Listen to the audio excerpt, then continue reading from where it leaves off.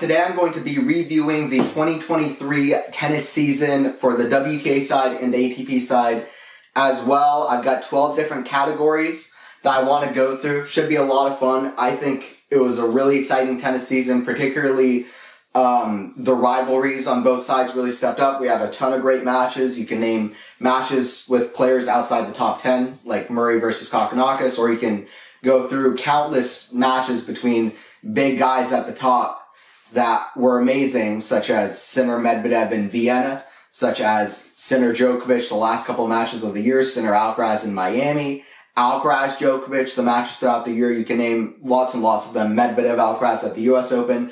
Lots and lots of them. And of course, on the women's side, fantastic season as well. And last year was really a domination by Swiatek. But this year, Sabalenka reached the semifinals of all four majors. She won the first major of the year. She got to the final of the last major of the year. And it was a really great season all around. I want to talk about the kind of highlights from the best player of the year to the best point of the year to other fun categories as well. But yeah, and welcome to the Anthony's Tennis Hub podcast. So this is the first Anthony's Tennis Hub podcast that I am doing for the channel. And I'm quite excited to get into it. This is the first one I'm doing of these. Soon I am going to rebrand this channel. It is no longer going to be the tennis commentary booth. This has been in the works for the last few weeks. It's going to be Anthony's Tennis Hub. And I had another podcast that I started called From Lawns to Arenas Podcast. For the time being, I'm just going to be doing this podcast, Anthony's Tennis Hub, which is basically what that podcast was, just me talking about all things tennis. And yeah, that's kind of the direction this channel is going to go. I also have a whole list of different topics for videos I want to do throughout next year as things come out in the tennis world. I want to do different draws, previews, interviews, podcasts, going to different events, vlogging. There's so many things I want to do, just like random things, like a ranking of like big three matches and like best matches. Like there's so many different things I want to do. So, hopefully you guys stick around with this. I'm going to be posting a lot on this channel. And, so hopefully you guys stick around for that journey. Without further ado though, first award, for the 2023 tennis season. So I've got tons of awards here. The first award I want to get into is the Most Improved Award. On the men's side, I've got Christopher Eubanks, and on the women's side, I have Karolina Muchova. So, this is how we're going to go through these awards. So, for the most improved on the men's side, I want to I'll give a couple of honorable mentions for most awards, probably. Just one for the men's side is Jannik Sinner. Sinner, I actually predicted at the start of the year would crack the top 5 in the world. I have that in receipts as well, if you want it. But I did predict that he would crack the top 5 in the world. I thought he would have an incredible season of tennis. He tended to prove me right. And his win percentage last year is fantastic as well. I mean, it was at like 70%. People are talking about consistency. Jannik was consistent. He was just having a hard time physically, getting over the line versus the top guys. One of the big issues with that is the fact he isn't able to rely on his serve as much as some other top players. Also had a hard time finishing against some top players, especially at the majors. That even continued a little bit into this year as well, for sure. But I tended to still think that Jannik was quite fantastic last year. I thought number 17 in the world was the weirdest showing of a ranking for where a player's form is at. I couldn't even believe that Jannik was that low in the rankings. Medvedev was number 12 in the world, and both guys had maybe slightly subpar seasons in 2022, but it isn't as if they both completely fell off or anything like this. So I thought that they both just didn't have the big results last year to show that they've been pretty much a top tier.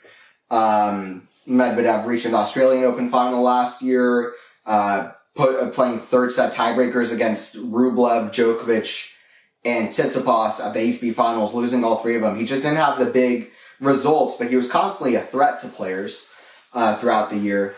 But he definitely did. He wasn't getting the depth on his shots like usual. He just lost his kind of edge, and people started serving volleying against him. He was struggling against a lot of players. Kyrgios certainly held his number towards the end of last year, if not Tsitsipas as well. So he was definitely struggling. But those are two guys that I expected would have big seasons this year. Somebody I did not expect would have a big season this year is Christopher Eubanks, who was outside the top 150 going into March this year. And then out of nowhere reached a quarterfinal in Miami. And obviously has the kind of throwback serve and volley game. But he also, not just the big serve, but he was hitting return winners. I mean, a bit going for broke, but he was getting them in. And he would get to tiebreakers and he would just hit blast return winners. At Wimbledon this year, he hit the most winners ever recorded in one player's run at the event. Most winners. And it's quite amazing. He brings a very aggressive game style, one of the most on tour, if not the most. He reached the quarterfinal in Miami. He reached the quarterfinal of Wimbledon. He tested both Tsitsipas and Medvedev back-to-back. 5-set matches. Medvedev, he was up 5-0, I believe, in a set on Medvedev, won the set 6-1, pushed him to 5 sets in the quarterfinals. I was worried for Medvedev because, listen, Medvedev on grass it's not always his best surface. Eubanks does like grass, and Eubanks tested Medvedev a little bit in Miami in the quarterfinal there. So I was like, this could be a bit of a problem, but Medvedev did well, and Medvedev has had an incredible season. Hopefully I shout out Medvedev as well in this video. But yeah, he also took a title in Mallorca, which might be the most impressive part of his season, winning an ATP title for the first time. Feliciano Lopez retired at that event. Eubanks took on the mantle of serving and falling from then on. I'm hoping that Eubanks can have a few good runs next year as well. He will be in a good position to get into seeding position. Maybe even at the Australian Open, which does play a little bit quicker, a little bit faster. And then the indoor tournaments as well. I don't think he'll be much of a threat on the clay. He might also go down the rankings a little bit during the clay season because he might lose points from Miami, but still. He'll have a few chances and you never know. Maybe he'll defend some points, especially on the grass season. The grass race his game seems to fit quite well. But yeah, shout out to Chrissy Eubanks because nobody expected a run like this at 27 years old. Just out of nowhere when he was kind of towards the bottom of the rankings. I kind of always saw the talent. I liked his one-hander, but it was awesome to see him getting it done. And he's quite the tennis analyst as well. And then also, this one might surprise some people. I give the other shout to Karolina Muchova, and I know that Muchova was around before this. She reached an Australian Open semifinal in 2021. She had reached a couple quarterfinals. She was around. She was a player at the top. Health has been a concern for her. So why do I give her the most improved award if she was already kind of a little bit around? First of all, elephant in the room. This was by far her best season. I mean, by far her best season. She was mostly healthy. She was mostly healthy in very good form. She was consistent. She was a contender for the title at the U.S. Open and Roland Garros. And she lost to the eventual champion in both, to Goff at the U.S. Open, Swiatek at Roland Garros. Pulled off an incredible comeback against Swiatek to even get close to winning that one. Got to like 4-4 and she was up on Swiatek. It looked like she might win it. Iga pulled it out, obviously. Winning Roland Garros for her 3 out of the last 4 times that it's been played since 2020. But also against Coco Gauff. Listen, I think it was a straight sets match, but Muchova really scared Gauff. I think she saved like 5, 6, 7 match points, and it got really close towards the end of that match. And she's been really tough all year. I mean, she got to a Cincinnati final, a few other quarterfinals at big events as well. Has been very, very good. She didn't even make a 4th round of a big event last year. And she played a few events. She was injured for a part of last year for sure, a big part. But she didn't even reach the 4th round of a big event last year.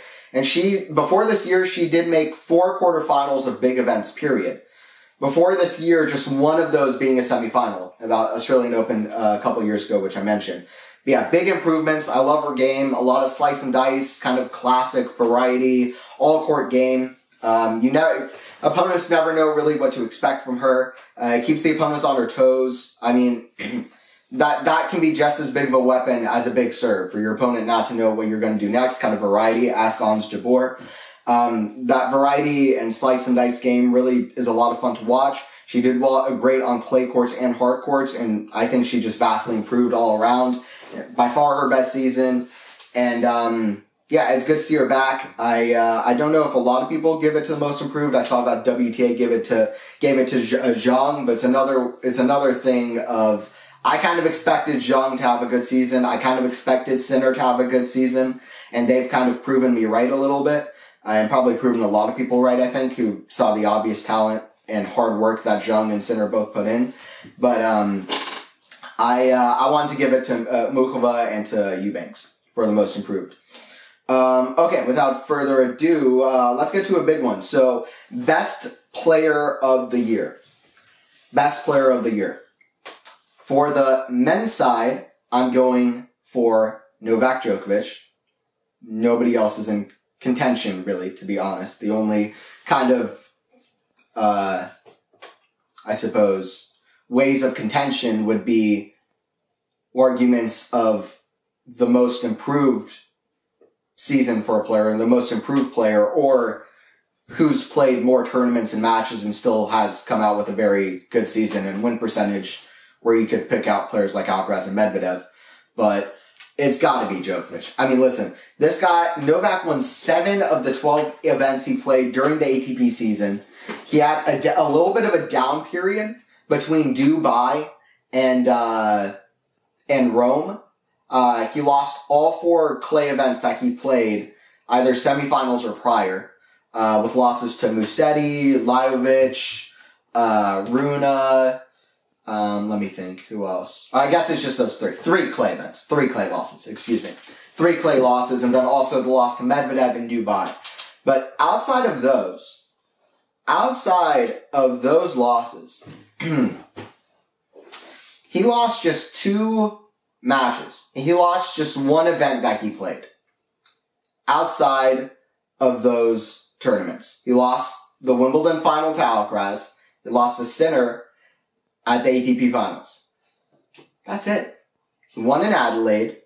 He won Australia, Roland Garros. He won at US Open. He won in Paris. He won ATP finals. And I'm not going to go through the whole season because I forget. But he's, and Cincinnati. So 7 events. So, I mean, Djokovic is, it's unbelievable. It's unbelievable. Listen, he lost Wimbledon. Probably good for Djokovic. Only made him hungrier. He's like, I'm going to win everything now at the end of the year. He was getting a little bit cocky, talking down to the young players. Alcaraz kind of did his thing. And then Djokovic was like, okay, well, I'm going to win everything now. And he kind of did. Cincinnati, Alcaraz had a championship point. Alcaraz, going into that match, if I'm not mistaken, was either 5-0 or 6-0 in finals of big events. I believe he was 5-0. And very good finals record, Alcaraz. Still, every big event that Alcaraz has played, he's at least reached championship point, which is insane. But he had a championship point in that match. Amazing twists and turns to that match. Djokovic breaking Alcaraz back in the second set when it looked like Alcaraz was kind of going to run away with it. And then pulling out a very close tiebreaker. And then, while saving championship point. And then the third set was probably one of the greatest, or it was one of the greatest sets played in tennis history. So, especially knowing the players on the court and what the match meant to both in their rivalry at the time, the first time they play on hard courts. Yeah, it's fantastic. And it's so good to see the young player versus GOAT rivalries. But yeah, Djokovic has to be the player of the year. Listen, he lost to Sinner a couple times towards the end of the year, which I'm sure will make him hungry as well to get his revenge. But listen, he's improving on every single part of his game. I'm not sure that I've ever seen him volley better than he did at the US Open, Djokovic. And that's partially to do with Alcaraz. Listen, Alcaraz has been coming to net more, playing aggressive, stepping inside the court. Once he comes to net and volleys, that kind of cuts off Alcaraz's options. Also cuts off Alcaraz's option of drop shotting. Also against Medvedev, who stands so far back, volleying is a good option. So I'm sure it was very cognizant from Djokovic. Even at Cincinnati, I saw Djokovic volleying more than pretty much I've ever seen him volley. And that also, just a small note, I don't want to go on too many tangents, but I like to think about the way that tennis changes and morphs over time. And I think that tennis, that the 80s obviously had the coming to net, rushing into net, volley play. I think that we're going to see a little bit of a resurgence to that. Not fully, but I think we're going to see a bit of a resurgence to that. And the reason I say that is because Alcaraz has really introduced the drop shot into the game for top players. You have to have a bit of the talent when the game is played at such a fast pace to play the drop shot, to have the cojones to play the drop shot in the big moments like Alcaraz, which I love that Alcaraz plays those kind of gutsy shots in the tight moments when the other player is really tight, nervy, their mind is racing 100 miles per hour just to put a little bit of variety and catch the opponent off guard. It's really smart. Very high IQ from Alcaraz. But I think that the drop shot, also players standing so far back, is going to make people want to come to net more, rush into the net. So to prevent drop shots is a good way, good reason to come to net. Also, since players are standing so far back like Medvedev, I think, and just rallying from back to court, I think coming to net is going to start being more and more of a viable option consistently, serving and volleying. And I know that it's harder now with probably the racket technology, everything like that, the way the rackets are made and how people play at the moment to find times to come to net and to make that super viable when people are really rallying from the back to court. But I think it's going to find its way in. Also, the courts are playing slower, but I think it's going to find its way back a little bit. But yeah, Djokovic volley better than ever to kind of counteract Alcaraz. And then also he was hitting his forehand better than pretty much I've ever seen him, if ever.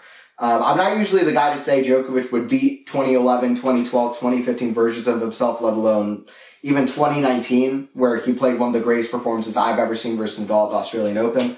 But I think that his forehand, he's really perfected that shot. I mean, it's looking as good as ever. He was hitting it so strong at the Australian Open even to start the year. He ended the year amazing, and I've never seen him serve better than he did against Sinner in the last match of the year at the ATP Finals, the last match of the ATP season. So he's perfected every part of his game. It's hard work. I mean, he's not the guy, people call him Mr. Perfect. He's not the guy who always plays perfect, but he finds a way in close matches usually. Roland Garros, where he beat the slam record this year, I thought was the best example of that. That was one of the worst Djokovic performances I've seen for the first 5 rounds. At least up until Khachanov at the quarterfinals up until the second set tiebreaker, where he then blitzed Khachanov 7-0 in the tiebreaker, went on to win in 4 sets. But up until that kind of the start of the second set tiebreaker, I thought Djokovic, his forehand was all over the place. Timing off the backhand was completely off. The serve looked bad, completely unlike himself. And then he really picked it up against Alcaraz in what I think is a really high level first couple of sets there. We'll get to that later. But yeah, Djokovic, I mean, he broke the slam record. He got over 400 weeks in #1. He broke a tie or he passed, I should say, Steffi Graf on the women's side in rankings. I don't like to pay too much attention to that, but he equaled Margaret Court's record of 24 majors. He really broke the record for majors on the men's side, which is what matters. I don't really like comparing men's and women's too much. Try to avoid that. So, but in general, for breaking men's records, he's been just absolutely phenomenal as well. And, yeah, this year has been the year. Now, 36, age-defying is a word I've heard thrown around. I agree. It has to be Djokovic. His win percentage, phenomenal. And the tiebreak king for most of the year as well. So, he plays the tight moments well. Iga Swiatek is my player of the year. To me, this was not a blowout whatsoever. Arina Sabalenka was my, gut instinct, to be honest, because she has had by miles her best season. Consistency at the big events has been there, especially at the majors. Particularly the first half of the year up until probably when she was up 4-1 on Ons Jabeur at Wimbledon, or maybe you could say match point on Muchova at Roland Garros. Either one of those, she looked unstoppable for most of the year. So shout out to Sabalenka, because she had one hell of a season, but Iga Swiatek won by far the most titles. She won Roland Garros. She ended world #1. She had a statement WTA finals. I mean, everything that you can say about Iga. She's an incredible athlete. It's amazing to watch for me what Iga does time and time again. I mean, return points won for the season is again like at 50%, which is just remarkable. She's not doing it with the serve. You could argue that we haven't really seen a women's player on the tour at this kind of level doing what she has done, playing this kind of game style. But it's amazing that Iga has. And, listen, she kind of, stats-wise, if you look at it, she is the best player of the year. And I give it just barely over Sabalenka. I'm not giving it as a blowout, but she is the player of the year as Iga. And that's kind of what I'm saying on that. Best point of the year, which is one of my favorite categories. Let me see that I'm getting through all of these. I'm going to speed it up a little bit on some of these, but best player, we got through that. Most improved, yeah. Okay. Best point, for me, there's only one, on the men's side. Actually, there's only one on both sides. I have one very clearly in my head. I might give a couple of honorable mentions, but I love, one of my favorite things in tennis is shot making. I love crazy shots. I love the creativity that comes in tennis. It's a beautiful sport to watch. I love it when people come up with crazy shots. Every point in tennis is a little bit different, just a little bit different, every single point. And there's something about that's amazing. I love it when players are inventive, creative, make new shots, and we see something we've never seen before, and just amazing rallies. And it's like art. Tennis is quite fun to watch. And it's just, you love to see the racket skills and the talent. So shot making is my favorite thing in tennis. And Alcaraz, and like crazy moments in a match where a player hits a crazy shot. This was one of them. Alcaraz versus Djokovic, Roland Garros, this year. I was watching this live as it happened, because can't miss this match. Alcaraz, probably not quite sure how to physically handle himself yet, running for too many shots where he has no chance, not really knowing when to peak, which is a good quality to always be going for it, but you also need to learn when to peak, and I don't feel like Alcaraz quite knew when to peak and peak athletically and stuff like that, but this was a moment where Djokovic, well, first of all, they played a good rally. Djokovic hit a drop shot. Alcaraz hit a fake kind of slice shot where he looked like he was going to hit it cross court, but he faked it and held onto the ball and then hit it down the line. Kind of a fake out shot. He kind of mishit it though. Then Djokovic hits a backhand volley from the baseline. And it's a winner. It's a winner all day. It's genuinely a winner. Even the way Alcaraz ran to it, he didn't hit it between the legs. He took the extra time to have to run around the ball, which just makes it equally impossible. It looks like for all the world it's going to bounce twice or he's going to miss it or something. So I'm like, okay, Alcaraz is getting, this was at the point where it was the start of the second set. Alcaraz lost the first set pretty badly to Djokovic. And it was another moment where Alcaraz kind of, I don't know, you could say like, it looked like, okay, Alcaraz is getting close to being able to beat Djokovic, being able to compete with him, but he's just slightly off. It's cool that he's going for these crazy shots, but he's just not quite there, and it looked like, okay, well, this is a fun attempt from Carlos, but he's going to miss it. Alcaraz runs around the ball, hits a squash shot, no look, sliding away from the shot, and hits a perfect splat down the line winner down the line. And when I watched it, I almost thought, well, that was a miracle. That was lucky. It was incredible, one of the best shots I've ever seen, but it was probably a little bit lucky.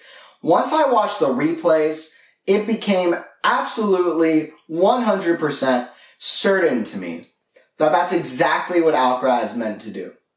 I know for a fact that Alcaraz meant to run around that ball and hit a squash shot down the line. I know it. I know that that's what he meant to do.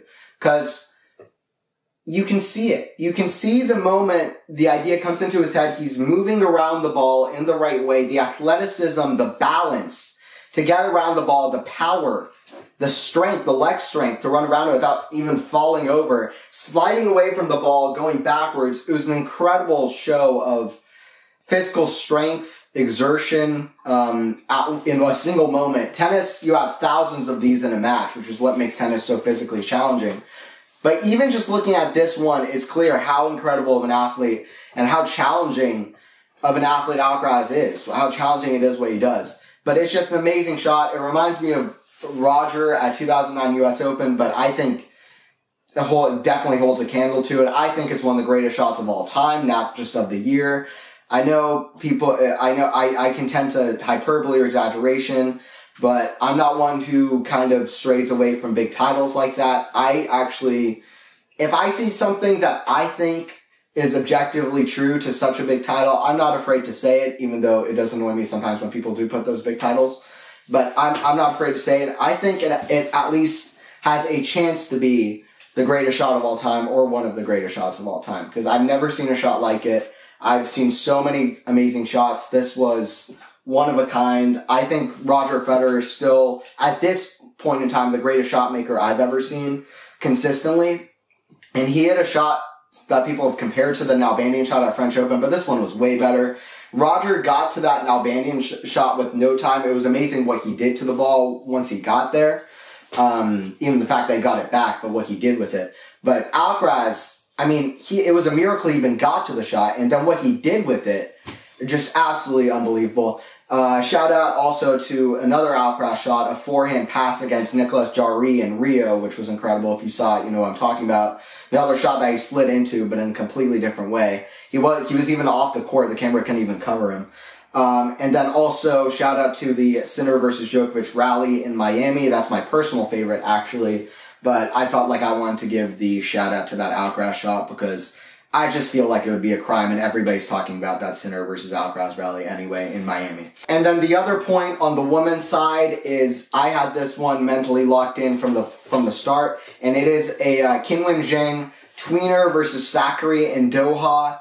I mean, this shot was just a miracle. The athleticism for the shot, it was another shot where it looked like she wasn't even going to get there. It was an inch off the ground, just like the Alcaraz shot. She hit the shot down line, and it's also one of the best shots I've probably ever seen in women's tennis. It's not performed by Swiatek Sabalenka, although Zheng could climb up quite high, but this shot was just offside. Sakkari looked like she couldn't believe it. Zheng is an amazing athlete. Let's put it at that. Okay, comeback player of the year. I'm going Alina Svitolina and Gael Monfils, the couple. I only just realized that I picked the couple. I didn't actually mean to do that, genuinely. But that's what kind of happened just now. So, the other ones that I have as honorable mentions, I've got, Yibing Wu, Jan-Lennard Struff, Alexander Zverev, Nicolas Jarry. Alina Svitolina was unranked, had an amazing run at Wimbledon to the semifinals, an amazing win over Azarenka. She performed great throughout the year, a few finals. I mean, she came back in amazing style. She only came back, I think, around the second half of the year, but she grew her ranking up really, really high. I mean, let me look at exactly what she's ranked at the moment, but she's climbed up quite quick. I think at least to the top 30. Yeah. She's number 25 in the world. She's climbed up really quick. To me, it has to be Svitolina. Then also Gael Monfils. So Monfils is a really, really top pick for this. Had an amazing comeback in a match against Sebastian Baez at Roland Garros. One of the best comebacks I've ever seen in a match. If you're not really including the stakes of the tournament as a whole, but just one singular match. Came back from 3 different breaks down in the last set. Had an amazing comeback as well in the second set of that match, but it just looked like he surely was out of that match. Then he came back. Similar thing with his career. He looked like he was completely out of it. He retired against Jack Draper in Washington last year. This year it comes back. It's a slow burn, but has a great run in Cincinnati. He's playing amazing tennis. Gets a title as well at the end of the year. I believe it was in Stockholm. Let me see if that's right, but I believe it was in Stockholm, and just comes back playing amazing tennis. And to me, Gael Monfils deserves it. Because in Stockholm, and he's had a great season. And also shout out to this stat: He I believe is now tied for the second most consecutive years reaching at least one ATP final, which really shows the longevity of Gael Monfils on the tour, and I think that's a great stat for him. Connors, Nadal, Djokovic, Federer are right there as well. But yeah, I think that's a really amazing stat for Gael Monfils. I believe he's tied for second now with Nadal, right behind Federer. I'd like to say that's true. Okay, so those are kind of the comeback players of the year. Have some other interesting categories here. Ones to watch. To me, there were a few players that came to mind here. I want to shout out Jack Draper. I think Draper is a player that, if healthy, is quite good. Big serve, big forehand, big talented player. Pretty new and inexperienced to the tour, to be honest, just hasn't been able to play that much. Mentally, if he can get a little bit better with some experience, he should be very, very good. We'll see if he can improve on that. Hugo Humbert, one to watch for sure. Won a title at the very end of the year, very deserving, played amazing throughout the year. At the start of the year, he kept losing close matches to top guys, or not to top guys. He had 3 match points on Sonego in Monte Carlo, which he blew. Few tournaments like that at the first half of the year, but he was playing amazing against Vukic in Atlanta as well in the semifinals. Kept losing close matches, but then towards the end of the year, I mean, he just had some amazing runs. I remember he beat Rublev as well, playing absolute top-tier tennis. In my mind, top 10 tennis. We'll see if he keeps that up, because his peak is quite amazing. Also, Yibing Wu is just an honorable mention. I think he's quite a fantastic talent, and his ball striking, the amazing shots he can out of nowhere are crazy, his forehands, and Echeverry. So my ones to watch on the men's side are Draper, Humbert, and Echeverry. Echeverry, I think, could definitely win his first title next year, could win a couple of titles next year. I would not be surprised, especially on clay courts. Roland Garros this year, I thought he played quite phenomenal, even against Zverev in the quarterfinal, which he lost. Very, very good player. A good grinder on the court. Love it. And then also women's side. But while on that note, though, I want to talk about the players who I think are going to win their first titles next year. Just my kind of predictions. So my predictions for the players who win their first title next year, I'm going to say Jack Draper. I think a lot of people will be surprised if he doesn't.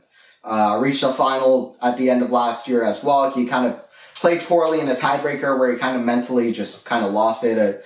Hit a serve into the middle of the net, then just blew a volley on 6-6 in the tiebreaker in the first set, I believe, against Manarino.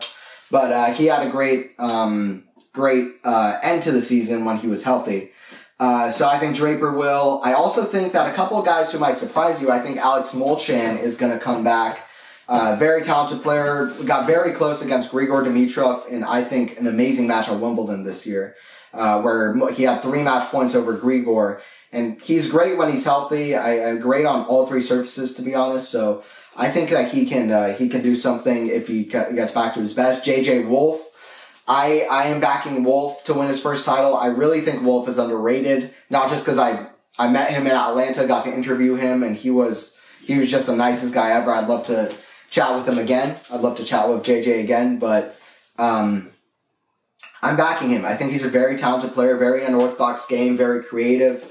And I like the extended strokes on the forehand, the kind of slice serves. I love it. I love it. And then also Echeverry and Sapulin. I think Echeverry is going to win 2 titles, probably both on clay, and I think Roman Sapulin is a good shout as well. And honorable mention, Medvedev. I think it's possible. I'm going to say no, but it is possible. It's ended the year quite well. Those are my predictions for who's going to win their first titles. Kind of an extension of the ones to watch, kind of award here. Big standout performance. So Medvedev, to me, it's Medvedev taking on Alcaraz at the U.S. Open this year. And listen, this wasn't the most dominant performance of the year. You could point to Djokovic versus Sinner at the end of the year, which got the highest performance rating from the ATP side. You could point to a performance like Alcaraz against Medvedev at Indian Wells. But the reason that I go Medvedev versus Alcaraz at the U.S. Open, because Alcaraz dismantled Medvedev a couple of times to start the year. People counted Medvedev out of their rivalry, out of their head-to-head. They said, this is a bad matchup for Medvedev. And perhaps it is. Alcaraz, defending Wimbledon and U.S. Open champion. He just won Wimbledon, beating Djokovic in the final. All eyes were on Alcaraz. He was the guy to beat. He defended the U.S. Open the year prior. Medvedev came in as the underdog. Even though it's not the U.S. Open on hard courts and title he won 2 years ago, he just showed everybody what's up. He said before the match, I have to play 11 out of 12. I have to play 11 out of 10. I actually played 12 out of 10. He turned their head-to-head on its head. He won 82% of first serve points, which is amazing, especially against Alcaraz. 82% of first serve points won versus Alcaraz, who has the highest first serve return points won on the tour. 36%. Alcaraz wins 36% of his first serve return points on average against the tour as a whole. That's amazing. It's amazing because he's so good at neutralizing and returning first serve. Serves barely get past Alcaraz. I mean, he at least gets a racket on it, let alone gets it back into the court most of the time.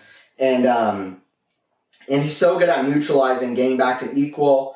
By the way, Novak is not first in either first serve return or second serve return. Jannik is first in second serve return. Alcaraz is first in first serve return. Just kind of a stat for you. He won 82% of first serve points. The unforced error count was also so low for Medvedev. He had 3 unforced errors in the second set, 14 for Alcaraz. And he wasn't just being defensive. He was hitting amazing passing shots. He was hitting amazing, incredible winners from all positions in the court. He was actually pushing Alcaraz back a bit behind the baseline. I felt like the positioning was switched a bit. I mean, even Alcaraz said that he felt like he was pretty good at strategizing after that match. He was like, I don't know. It was a world #1 performance from Medvedev. Ruthless. You couldn't turn away from it. You had to see it. It was a statement performance if I've ever seen one from Medvedev. And it was my performance of the year. Actually, it was one of the highest level performances I think I've seen in the last couple of years, at least on a hard court. And it was amazing the level that Medvedev brought to be able to turn their head like that and win a match. At that moment, regardless of what happened in the final, I'm not putting that much priority in that. In terms of performance as a whole, this is the performance that really caught my eye, and I think it had to catch your eye. And that performance of the year on the women's side, Swiatek versus Sabalenka, WTA Finals semifinal. And in this, I mean, listen, Swiatek just played unbelievable in this match. She did everything right, not just from the back of the court where she was hitting a lot of winners. She was actually volleying quite well. Everything was going for her perfectly. She served very well as well. I believe she won more service points than Sabalenka did. I believe it was something crazy like 79% of first serve points won or something crazy like that. I mean, amazing stuff from Iga, and it was a statement performance, and part of the reason that a lot of people quite easily want to pick Swiatek for the player of the year, even though I think it is a bit closer than that. I think it might be a little bit clear, and part of that is that performance. I'm not the guy to say that one match decides everything, but and that isn't the reason I give Swiatek player of the year, but certainly not a con against giving her her player of the year. And then best tournament of the year. So for the men's side, I have 2 different tournaments listed. I had ATP Finals and Wimbledon. Before the ATP Finals started, I told quite a few of my friends and people that I talked to in tennis that I think this is going to be the best event of the year. I think it's going to end what I consider a pretty great tennis season on a really high note. We had a lot of the head-to-heads at the top of the game were really interesting coming into this tournament. I mean, you had Sinner finally figuring out Medvedev. You had Medvedev finally figuring out Alcaraz. You had what else? You had Alcaraz and Djokovic just figuring each other out at Cincinnati and Wimbledon. So the rivalries at the top of the game were really kind of amazing going in. And listen, so many 3-set matches. Last year, I felt ATP Finals was quite a weak tournament. So many tiebreakers. Serving was deciding a lot of things. I felt that was not really the case this year. And we had so many great matches from Sinner Djokovic, round robin, Sinner Rune round robin Sinner Medvedev semifinal. I mean, the last couple matches of the tournament were quite one-sided, but still. Wimbledon is my pick on the women's side as well, and I actually think it's not close. Indian Wells was also a fantastic tournament on the women's side, but Wimbledon is the tournament. You had Swiatek taking on Bencic, where Swiatek saved 2 match points, incredible match. You had Svitolina versus Azarenka, which was an absolute epic, very compelling for many a reason, and amazing level from both to the very end. Very tight, high-level match. A lot of drama to it as well, but just amazing from both players. You had Ons Jabeur with 2 of the most impressive back-to-back victories against Rybakina and Sabalenka, who are big hitters, big servers on the grass courts, but Jabor's variety, getting it done, as well as winners. Jabeur likes to dictate and hit winners as well, and likes to slice and dice, drop shot, come to net, use the variety that the grass courts can reward as well. And we had 2 incredible matches, Jabeur Rybakina, and Jabeur Sabalenka was quite fantastic as well. The final was not so good, which is a down note for the women's side. You can't say the same thing about the men's side, where on the men's side, you had Bublik taking on Rublev, which I think is a very underrated match in the season. I thought it was incredible. We'll get to that in the next category as well, some of the most underrated moments. So there's another match I don't even want to mention because I'll get to it in the next category. I've already mentioned it in this video actually, but Bublik Rublev, you had Alcaraz Djokovic as the final. What else? There's so many amazing matches in this tournament. I'm kind of going on a blank, but you had the 4 best players in the world at the end of the tournament as well. And overall, it was a really, really fun, great tournament from start to finish. The final, one of the best matches of the last few years. It's going to end up being a very famous match, I think, for sure. Alcaraz Jarry was a fantastic match. The 4th round, Medvedev Eubanks, Tsitsipas Eubanks. Rune Dimitrov was quite close as well. It was just fantastic. You had so many great shot making and shots as well throughout the event. Hurkacz Djokovic, Wawrinka Djokovic was a match early in the tournament.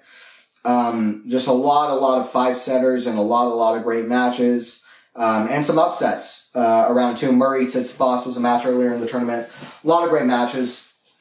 Curfew was a bit of an issue, but outside of that, just really, really cool stuff. And like I said, it was just so many great shots. Like Musetti hit this incredible shot that was very reminiscent to the Alcaraz shot that I mentioned earlier in this video, by the way, the squash shot behind him.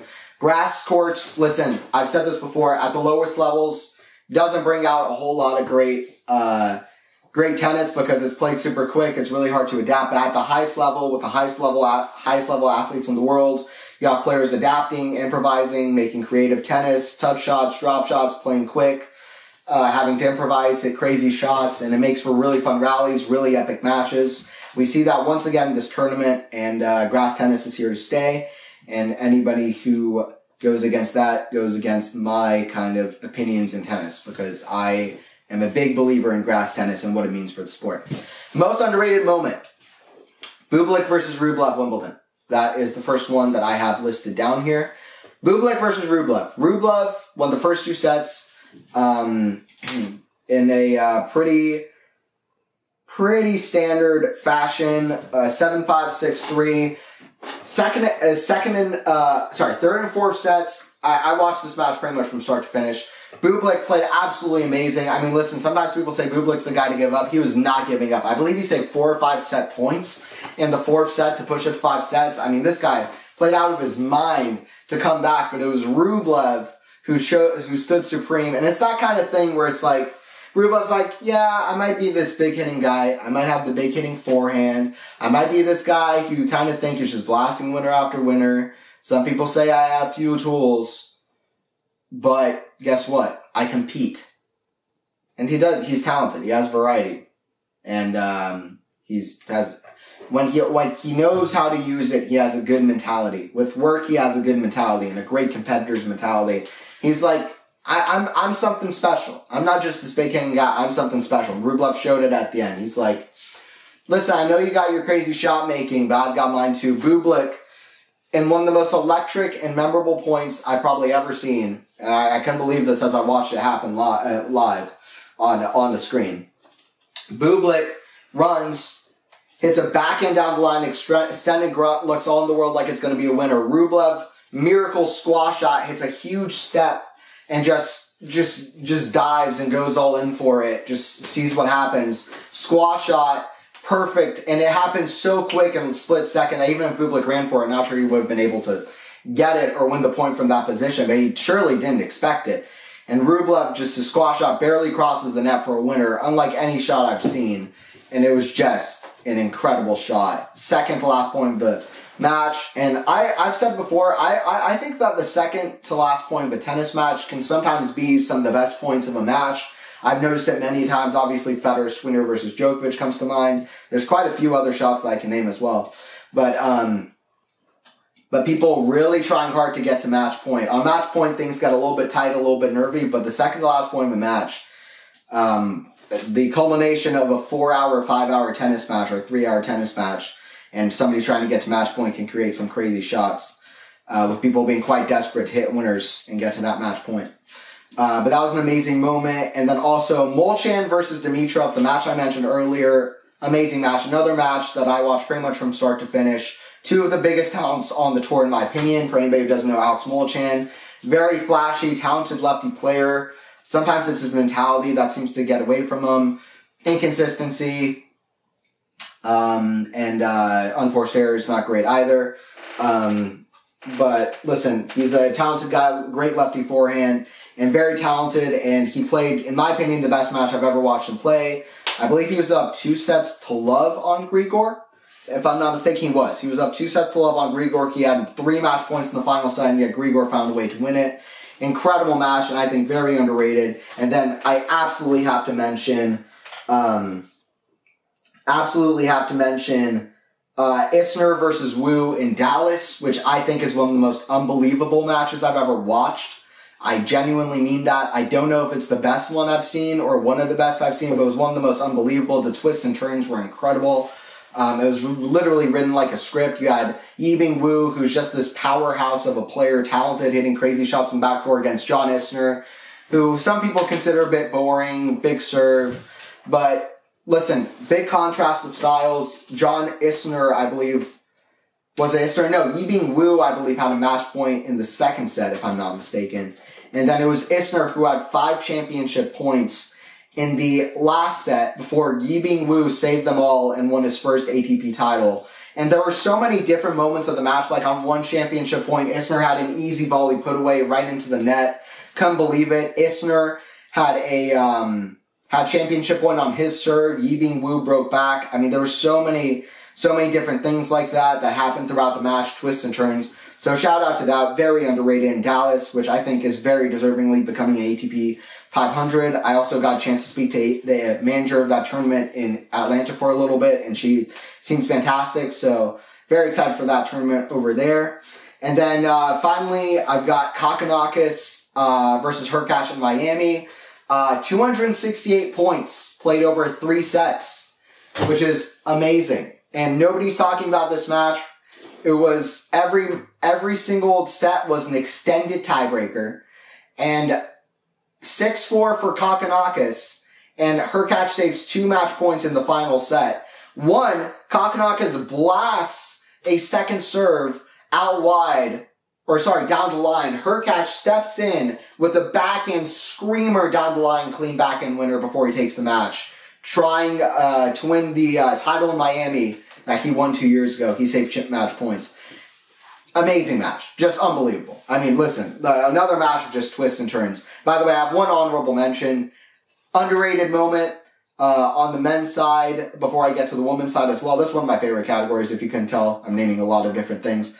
But underrated moment. Lorenzo Musetti wins 3 bagels in a row before upsetting Djokovic. Yes, Musetti won 3 bagels in a row in Monte Carlo this year before beating Novak Djokovic, which is one of the most remarkable titles. If I'm not mistaken, Lorenzo Musetti, by the way, won the second most, or the third most bagel/breadsticks of anybody throughout the whole year. De Minaur and Jannik Sinner were tied for first. Musetti is third. I can't tell you why, but I can tell you that this is part of the reason. And it is that Musetti won 3 bagels in a row before he beat Novak Djokovic. And here you go. Musetti won 7-6, 6-0 versus Kecmanovic. Then he won 6-0, 6-0 versus fellow compatriot Luca Nardi, which is just, come on, man. This is a guy coming up from your country who's trying to rise up. You just beat him 6-0, 6-0. It was like, no, I am the Italian young guy. I'm here. It was just completely ruthless performance. Just brutal. Big come on when he won as well. It seemed personal. Then he beat Djokovic from down a set as well. Djokovic Musetti 4-6, 7-5, 6-4. A beautiful revenge win from Roland Garros over Djokovic. Musetti didn't have the absolute best season aside from this or after this, but still, an amazing win for Musetti. Djokovic has only lost, I believe I saw the other day, 41 matches in his entire career after winning the first set. This is one of them. I mean, just mind-boggling stat and a great win for Musetti. Then on the women's side, I have one, luckily, to not make this category go forever. Haddad Maia at Roland Garros on the WTA side. She won 4 3-setters in a row to become the first Brazilian woman to reach a major semifinal since 1968. It was her first major semifinal. First major semifinal for a Brazilian woman since 1968. Haddad Maia beat Schneider, Alexandrova, and Sorribes Tormo in 3 sets, either 6-4, 7-5 in the third set, in every match, and in the latter 2 matches coming back from a set down, before beating Ons Jabeur in the quarterfinals to reach the semifinal. And she was down a set against Ons Jabeur as well, beating Ons Jabeur in a second set tiebreaker to win that match. 4 3-set matches in a row. And then she reached a semifinal where her second set versus Swiatek lasted longer than 2 of Iga Swiatek's Roland Garros matches combined. Against Wang and Serenko. And she had set points in the second set as well. Very long second set, which ended in a breaker. An incredible run showing a lot of fight. And after a scare at the end of the season before Guadalajara, it was good that she ended her season on a high with a number 11 in the world. I believe her career high ranking's number 10. Winning the WTA Elite Trophy in singles and in doubles as well. Which is really cool for Brazilian tennis and for her in general. 4 3-set matches in a row, an incredible run, got close versus Swiatek as well. I'm curious as to what she's going to do at Roland Garros next year and in general next year. Very excited to see players like this doing well. Beatrice Haddad Maia, shout out. And then for biggest upset, I kind of chose the most monumental upsets I felt like on both sides. For one, I have Alcaraz beating Djokovic at Wimbledon, and it is number 2 versus number 1. It is the 2 best players in the world. It is Carlos, who had an incredible season to that point. In fact, just came off a win at Queen's Club, his first grass title, and I think just his 3rd grass event he had ever played, which is correct. He played Wimbledon 2021 and Wimbledon 2022. This was his first grass event that wasn't Wimbledon. So Wimbledon was his 4th grass event. He was coming into the event with a really good season, 41-4 record on the year, which is really fantastic. And coming into that match with a 46-4 record on the year. Or excuse me, coming into Wimbledon with a 40-4 record on the season, coming into that match with a 46-4 record on the year. So he had a great season, but listen, Alcaraz on grass, it was by a lot his worst surface up to this point, up to this year. He was absolutely fantastic on clay courts and hard courts, barely losing matches on the two surfaces. Already at a really high level. Grass was the one that he hadn't figured out. Obviously his serve being way better this year and much more effective helped out in a big way, a lot stronger, more pace on the serve, and just found a much better way to be effective on the serve. He was tinkering a lot with the serve, testing a lot of things out with the serve last year, being pretty creative with it, even sometimes standing somewhere pretty far near the doubles alley to serve. He was tinkering, but he's really figured it out. His forehand, he was hitting it absolutely massive on the grass courts, which was huge. I mean, in general, he has the game for grass in some ways to be pretty aggressive on the court, and he has a lot of variety coming to net, drop shots. His problem is that when the game gets super quick with big serving and with people pushing him behind the baseline, he can sometimes struggle a little bit when he doesn't really have the time to be able to set up the points and set up his shots. But he really figured out on grass courts. And the most amazing thing about it was that he beat Djokovic, who hadn't lost on center court in over 10 years. And this was just an absolute anomaly victory. And like I said, it is number 2 beating number 1. It isn't a win like, say, Jordan Thompson beating Tsitsipas, I believe, in Indian Wells. It isn't that kind of thing where it's a name you've heard of, but is not a very big name. It's not really that kind of match like Lucas Rosol beating Nadal, but what it is, it's a very monumental, big stakes moment where Djokovic won the first set, I believe 6-1. Alcaraz breaks Djokovic's streak of 14 tiebreakers, 1 in a row, wins a marathon third set, which was really a 6-1 scoreline, and then grabs the final and 5th set, playing some of the best tennis all year with just a ridiculous level in that final set, and a really strong final game as well, where he had a drop shot and lob combination, had some really gutsy plays, a great stick save volley in the 5-4 game. And Carlos really just did what a lot of people have been waiting from the young players, is for them to step up, not wait for Djokovic or anybody to be playing badly, but to really step up. And the fact that he did it on grass courts in 5 sets with Djokovic playing well, there's nothing you can say about the win. It's just Alcaraz being amazing. And also, he became the first player born after 1987 to win a major outside of the U.S. Open, and he was born in 2003. Nobody in the 90s. 16-year difference. Nobody younger than Djokovic had ever won a tournament outside the U.S. Open that's a major, and Alcaraz became the first one. First guy outside of Wawrinka, Murray, Djokovic, Nadal, and Federer to win a major outside the U.S. Open since Sofin in 2005. So, I mean, it was an anomaly win. Very few expected it, especially on grass, and Alcaraz figured it out, which goes to show again that when a player is starting out and is super young, don't judge their kind of how well they're playing on a certain surface so early. I said the same thing about like Holger Rune last year. Alcaraz did it to a crazy level where he lost 4th round last year, then won Wimbledon this year in his 3rd attempt. But Holger Rune last year didn't win a single match on grass. People are like, he sucks on grass. I was like, give him a little bit of time. This year he reached the quarterfinals. He lost to Alcaraz, which is no shame.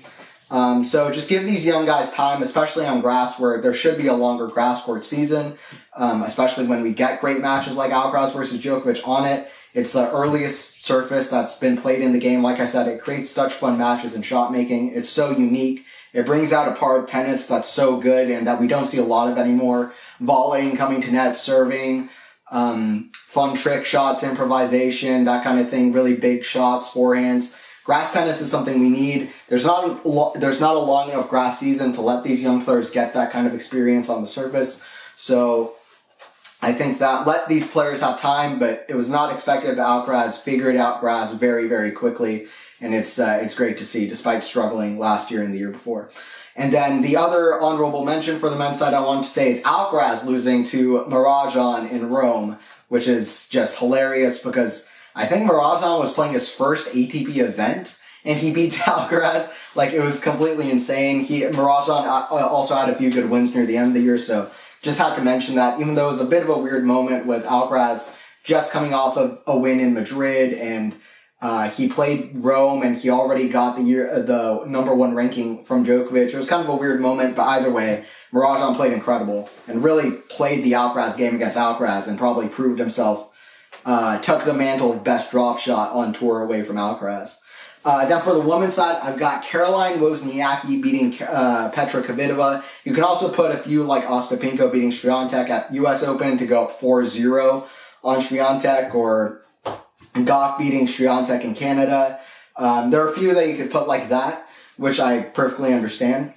But I wanted to put this one because Wozniacki, to me, played clearly top 15 level tennis, if not top 10 level tennis in that match.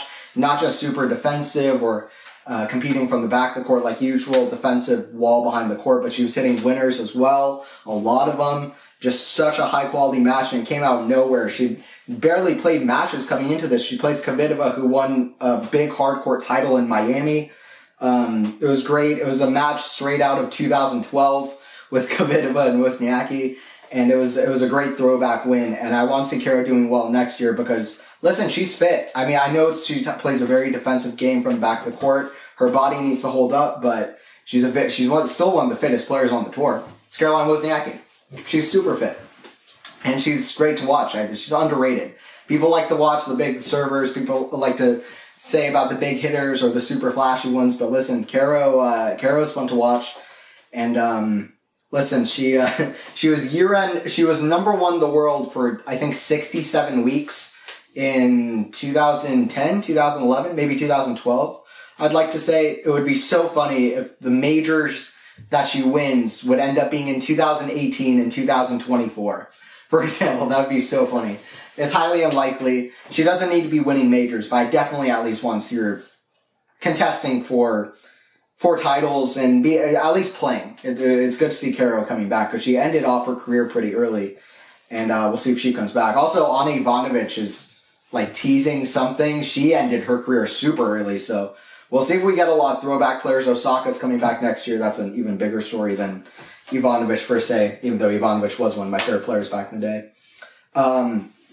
And then, let's see. So, okay, biggest news story, mine for the men's side, is Nadal out of the season in 2023, retired against McDonald. People thought he might come back for Roland Garros, just never really coming back. He's coming back next year. I'm not one to underestimate Rafa, coming back from an injury. Roger was 1 point away from winning Wimbledon at around the same age that Rafa will be at Roland Garros, so you just never know. Rafa at RG is different. I think at the Olympics is going to be super interesting. Rafa loves playing for his country. He's just different at Davis Cup. And it's going to be played at Roland Garros. He's going to have a lot of match play, and by that time, it's going to be a second chance at Roland Garros as well, even if he doesn't win the first attempt.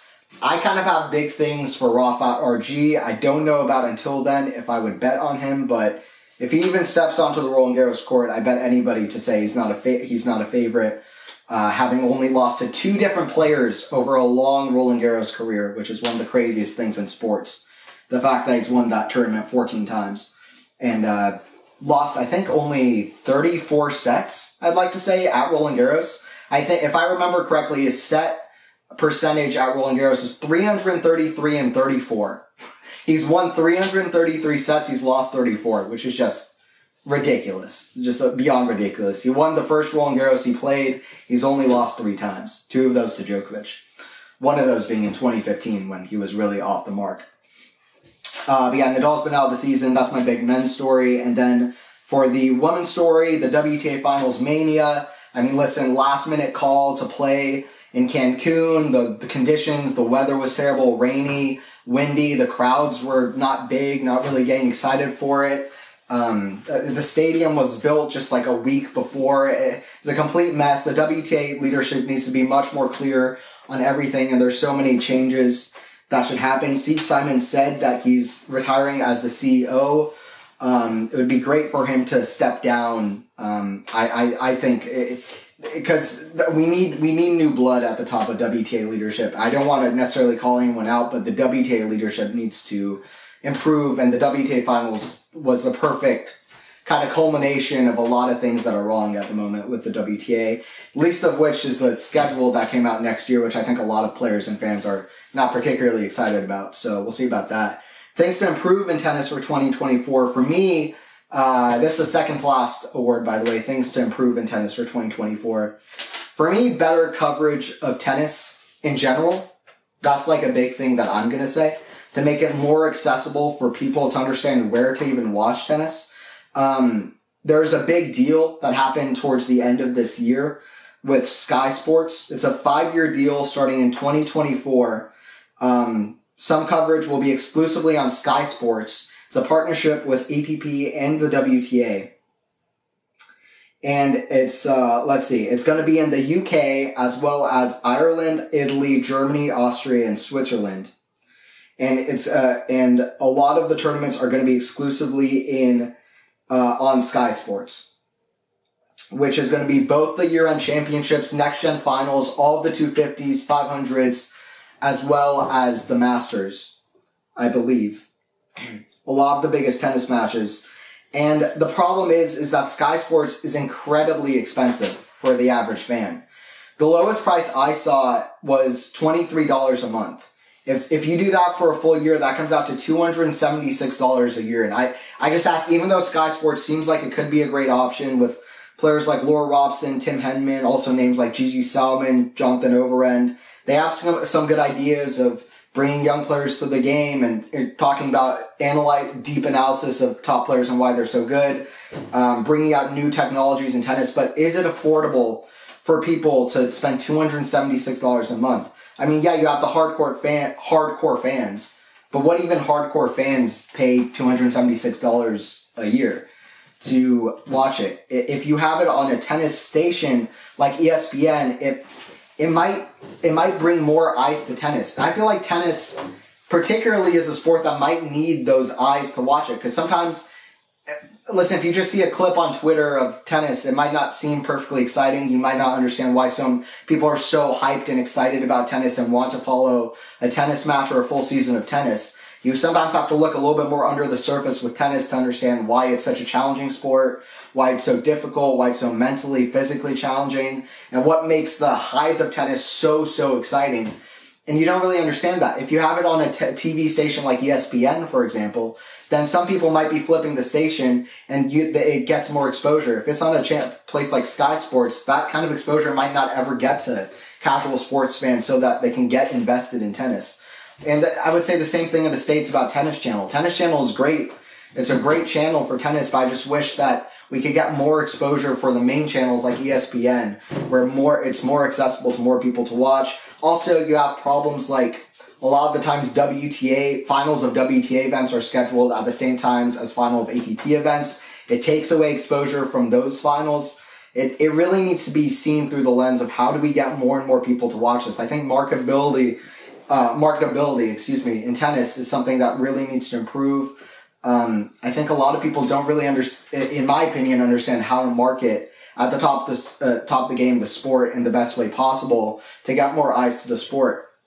Really marketing the best rivalries in the sport and marketing what makes tennis so great, which is, like what I said, the physically challenging aspect of the sport among so many other things, as well as the drama, the hyped elements of the sport where the crowds get involved. It's all great. So I hope that the marketing in tennis and the accessibility to watch it really improves in tennis. And I just don't know about the Sky Sports deal where another price I saw is $25 a month, $23 a month. I'm just not sure that this is perfectly viable, especially in the countries where it's going to be exclusive to Sky Sports, which is places like UK, Ireland, and other places as well. So I'm just not so sure. Germany, Italy, where tennis is really picking up at the moment as well. Okay, final category, though, is Match of the Year. So for next week's podcast, I'm going to be going over my matches of the year, I'm hoping. But my Match of the Year, two come to mind, right, for the men's side. One is Alcaraz Djokovic in Cincinnati. The other is Alcaraz Djokovic at Wimbledon. And I went over both of these a little bit in another video, which I will link up above as I'm saying this. But Alcaraz Djokovic is my match of the year at Wimbledon. Wimbledon, Alcaraz Djokovic is my match of the year. And I know that people, it's not just because it's a Grand Slam too. It's really because I think this is the highest level all around match of the year. I felt like both players' level was very high. Djokovic's serving performance wasn't great. He should have made a few backhands in the second set tiebreaker. Djokovic at points was a little bit lackluster. Alcaraz in the first set, you could point to a few things, but overall the level was extraordinarily high. The stakes were incredible of a Grand Slam final between Alcaraz and Djokovic. You had so many amazing moments in the match, like Alcaraz taking the second set tiebreaker, the 30-minute long game in the third set. You had Alcaraz stepping up big time in the fifth set, the missed swinging volley from Novak. Novak taking the match back in the fourth set. It was a classic all around. And the amazing level that Alcaraz brought, just perfecting a grass court like he's played on a grass court 1,000 times in his life, was really amazing to watch. He took it from Novak. Like I said earlier, the stats in that match were incredible for Alcaraz. And I just felt like if I was doing the best set of the year for men's tennis, I would have Alcaraz Djokovic Cincinnati by about 10 miles. That third set was incredible. Just the 5-3 game, Alcaraz saving match points, the 5-4 game, the 5-5 game was quite fantastic as well. The level both brought throughout that set. It was genuinely so topsy-turvy, high level between number 1, number 2, one of the best players of the next 20 years versus the best player of the last 20 years. So it was a culmination, but for me, Wimbledon took it because of the stakes, because I thought it was slightly higher throughout the whole match from both. And, yeah, that would kind of is what kind of tilted it for me. Just the level from both throughout the whole match, which I thought Djokovic in the first couple sets of the Cincinnati final really wasn't playing all that up to, where his standards usually are. But yeah, I think, that's kind of will do it for me. I mean, I could put some other honorable mentions as well.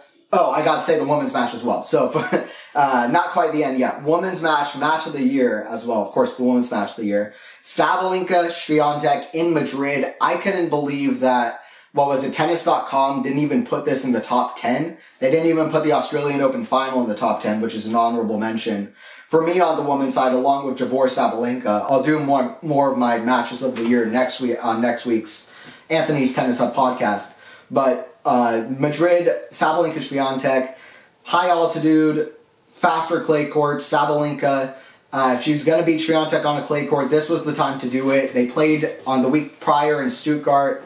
Swiatek got the win, but this was the time for Sabalenka to do it. I mean, listen, you could say the winners to errors ratio, it wasn't the highest of the year. It wasn't necessarily pitch perfect, but it was so compelling, and it was extremely high level. And listen, in the third set, Swiatek had 4 break points. She converted 1. Sabalenka had 2 break points, and she converted 2. She got both. And Sabalenka won half of her return points in the third set, 11-4-2. Sabalenka served a lot more, 41 points, and Iga won just 18. Sabalenka won half of her return points, 11 of 22, hitting a lot of winners on the clay courts. There was a lot of deuce games in that third set, including the last game where Swiatek saved about 4 or 5 match points. Reminded me of the Krejcikova-Swiatek final, was it in Washington or Ostrava last year, where Krejcikova beat Swiatek in a final. But it was really a crazy final, and I remember also a game at 2-1 in the third set, which I thought was one of the best games of the year, where it was a long deuce game. Both players playing just incredible, so compelling to see if Sabalenka can beat Swiatek on a clay court, 2 of the best players of the season. It was one of the best wins of the season, the fact that Sabalenka could beat Swiatek on clay, but it was also just an amazing match. The third set particularly, but even the first 2 sets were quite fantastic as well. So those are my matches of the year. There's so many other matches to talk about. I'm hoping to do a full breakdown and maybe list of my matches of the year for men's and women's side on next week's podcast. I'll see you guys then. Those were the awards for the year. Hopefully I'll do the same for 2024 as well. And yeah, I'm hoping to do this podcast every single Friday, put this out every single Friday. So hopefully you guys join around for that. There's going to be a lot more coming on this channel. Hope you guys enjoyed the video. See you guys on the next Anthony's Tennis Hub podcast.